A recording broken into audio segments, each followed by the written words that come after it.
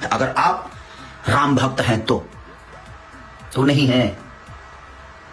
अगर आप लोगों को लगता है कि आप राम के बारे में बहुत जानते हो ना, तो आप चारों एक दिन बैठो किसी डिबेट में और मुझे बैठाओ और आपका जवाब मैं दूंगा और आप चारों मेरा जवाब दे देना। समझ में आ जाएगा कि कौन राम के बारे में कितना जानता है। उसका नाम खेसारी होना ही नहीं चाहिए, वो अहंकारी होना चाहिए। उसका नाम रखिए आप लोग अहंकारी लाल यादव। जब बोलेगा अहंकार में बोलेगा। कभी बोलता है कि ये लोग आए सभा कर लें, रवि भैया ने दिखा दिया कितना पावर है तुम्हारा, कितना दम है। अहंकार इतना मत करो, रावण का अहंकार नहीं रहा, तुम क्या चीज हो बे। जब इनके पुराने बयान देखेंगे तो कहेंगे कि मेरा कोई पिता है तो विकास है, 25 लाख रुपया नहीं देते तो मेरी पहली फिल्म रिलीज नहीं होती। ये मेरे पिता है मनोज तिवारी जी हमारे। और आपने मेरी मदद नहीं की थी, सॉरी।